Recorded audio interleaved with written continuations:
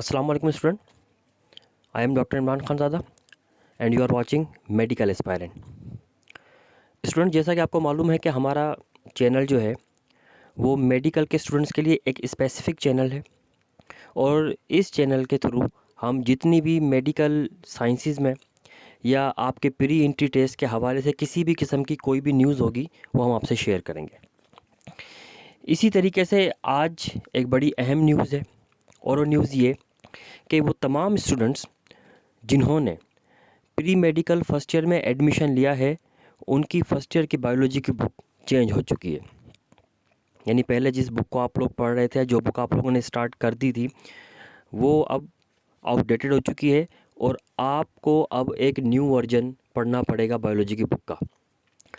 इस video lecture में हम इसी बुक का रिव्यू करेंगे, न्यू बुक का, और देखते हैं कि ओल्ड बुक के मुकाबले में न्यू बुक के अंदर हमारे लिए क्या है। स्टूडेंट्स, ओल्ड बुक का कंटेंट आपके सामने है। आप देख सकते हैं कि आपकी जो ओल्ड बुक थी ये 14 चैप्टर्स के ऊपर कंसिस्ट करती थी और इन चैप्टर्स को डिवाइड किया गया था ज़ूलॉजी और बॉटनी में, और कौन से चैप्टर ज़ूलॉजी के थे, कौन से बॉटनी के थे, वो आपके सामने जेड और बी से इंडिकेट किए गए हैं। ये ऑलमोस्ट एक इक्वल तादाद ही बनती है चैप्टर्स की या कंटेंट की। ज़ूलॉजी बॉटनी के डिस्ट्रीब्यूशन के पॉइंट ऑफ व्यू से वो चैप्टर आपके पास ये है, लेकिन अब ये चैप्टर या इनके अंदर मौजूद किसी भी किस्म का जो कंटेंट है वो आउटडेटेड हो चुका है। यानी अब इसकी किसी भी किस्म की कोई इन्फॉर्मेशन आपके किसी काम आने वाली नहीं है। अब आपको न्यू बुक को स्टडी करना होगा।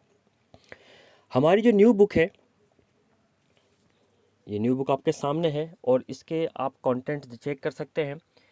इस बुक में भी आपकी ओल्ड बुक की तरह 14 चैप्टर ही हैं, लेकिन ज़रा गौर करें, 14 चैप्टर है तो फर्स्ट चैप्टर जो आपकी सिंध बोर्ड की बुक का था, द बायोलॉजी, जिसमें इंट्रोडक्शन ऑफ बायोलॉजी और डिफरेंट ब्रांचेस और मुख्तलिफ़ किस्म की दूसरी चीज़ें आपने स्टडी की थी, वो चैप्टर यहाँ से मिसिंग है। जबकि बायोलॉजिकल मॉलिक्यूल, एंजाइम, सेल और वैरायटी ऑफ लाइफ या bio energetics, animal kingdom, plant kingdom, इन चैप्टर्स को डिफरेंट डिफरेंट नामों के साथ पेश कर दिया गया है और इनकी सेटिंग भी रैंडम कर दी गई, चेंज कर दी गई है पहले के मुकाबले में। तो फिर ये 14 चैप्टर कैसे होते हैं, इस बात को समझते हैं। सबसे पहली बात है कि इस बुक का पहला चैप्टर बायोलॉजिकल मॉलिक्यूल होगा, जो कि आपके पुरानी बुक का सेकंड चैप्टर था, और इसके बाद enzyme, cell and then bioenergetic, जो कि 11 चैप्टर था, वो अब आपका 4th चैप्टर हो चुका है। इसके बाद एसेल्युलर लाइफ, ये वही एनिमल वायरस और इसके मुतालिक जितने भी टॉपिक्स हैं वो होगा।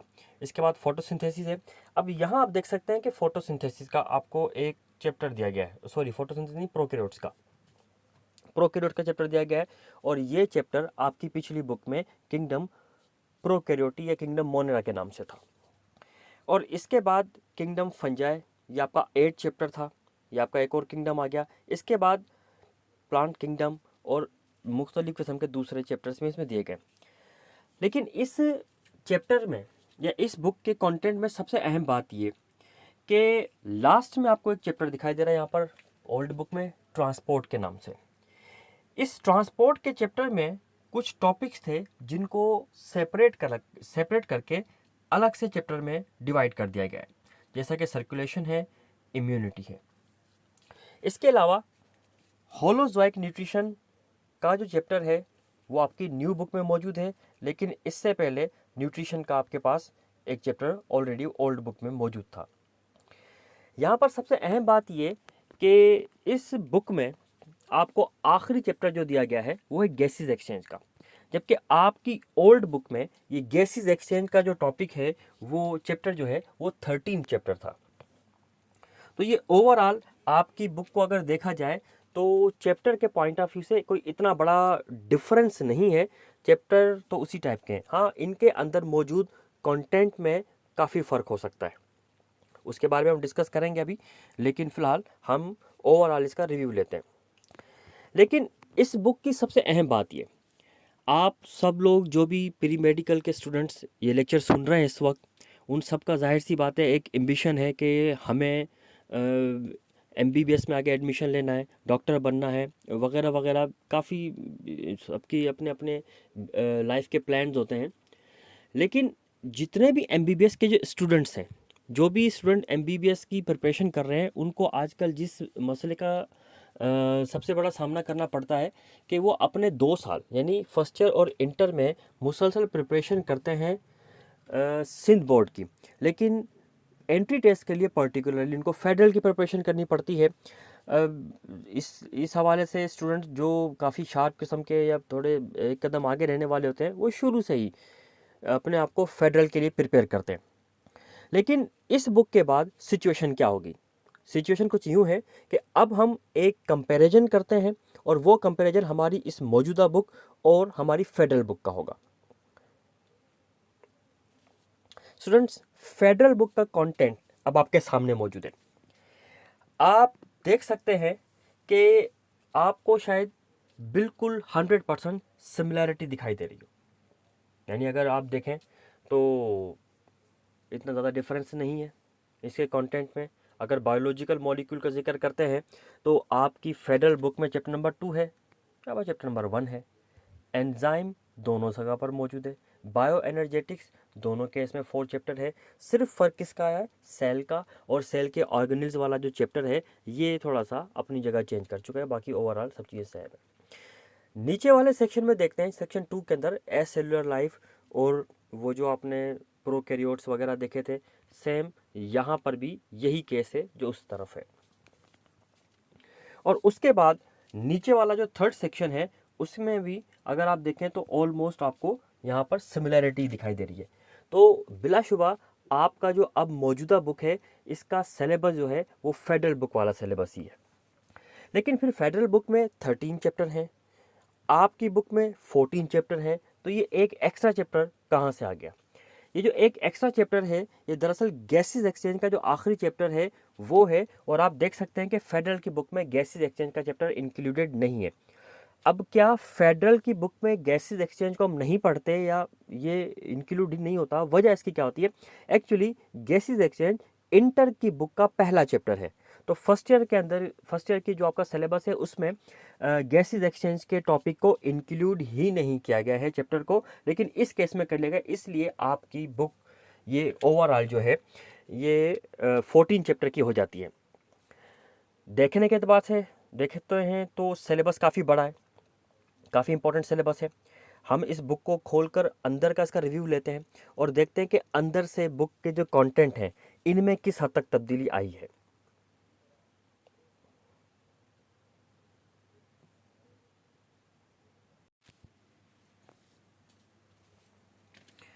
स्टूडेंट, ये आपकी फर्स्ट ईयर की बुक आपके सामने है। इसकी इस वक्त सॉफ्ट कॉपी अवेलेबल है, हार्ड कॉपी अभी तक अवेलेबल नहीं हुई, लेकिन सॉफ्ट कॉपी अवेलेबल है इसकी। स्टूडेंट, आप देख सकते हैं कि कलर्ड बुक है, काफ़ी अच्छा इंटरफेस है इसका, और इसका जो कंटेंट है वो आपके साबका जो बुक थी, इससे पहले वाली जो बुक थी उससे डिफरेंट है। टॉपिक्स आपको सेम दिखाई देंगे, लेकिन उन टॉपिक्स में जो कंटेंट लिखा हुआ है उसमें जो कॉन्सेप्ट्स लिखे हुए हैं उन कॉन्सेप्ट्स को, उन कंटेंट्स को चेंज कर दिया गया है। अब जो न्यू बुक है वो एक एडवांस वर्जन के साथ आई है, और इसका ना सिर्फ कंटेंट जो है, यानी जो आपने अभी एक फहरिस्त देखी थी चैप्टर्स की, वो फेडरल से मैच करती है, बल्कि इसके अंदर का मौजूद कंटेंट भी उससे मैच करता है। आप देख सकते हैं कि फेडरल की बुक अगर आपके पास मौजूद हो तो आप उसको भी देख सकते हैं, वरना फेडरल की बुक का कहीं से आप अरेंज करें और देखें तो आपको बिल्कुल ये चीज़ें सेम दिखाई देंगी। या ओवरऑल अगर कंक्लूड करें तो एक चीज़ हमारे सामने आती है, और वो ये कि इन फ्यूचर जो ये न्यू बैच फर्स्ट ईयर में एडमिशन ले चुका है, ये जब एंट्री टेस्ट के लिए अपनी प्रिपरेशन करेगा तो मे भी पॉसिबिलिटी है कि उसको इस प्रॉब्लम का सामना ना करना पड़े, जिस प्रॉब्लम का सामना इस वक्त आपके सीनियर स्टूडेंट्स कर रहे हैं कि उन्हें पूरे 2 साल तक सिंध बोर्ड की बुक्स पढ़ाई जाती हैं, एग्ज़ाम्स के लिए प्रिपेयर किया जाता है, लेकिन जब एंट्री टेस्ट की बारी आती है तो उनको फेडरल बुक की प्रिपरेशन करनी पड़ती है जो उनको सिलेबस दिया गया है उसके पॉइंट ऑफ व्यू से। तो इसी हिसाब से देखा जाए तो ये एक बड़ी आसानी हो गई है, लेकिन सिलेबस काफ़ी कॉम्प्लिकेटेड होगा, डेफिनेटली बिल्कुल भी इजी नहीं होगा।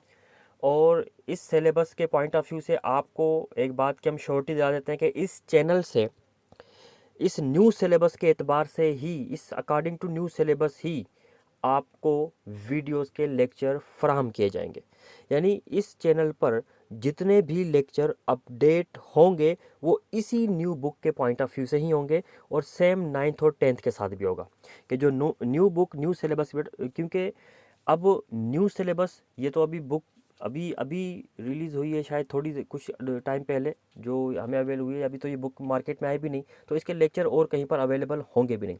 तो शायद हमारा चैनल फर्स्ट चैनल होगा जो आपको बर वक्त इन तमाम के तमाम टॉपिक्स के लेक्चर्स प्रोवाइड करेगा।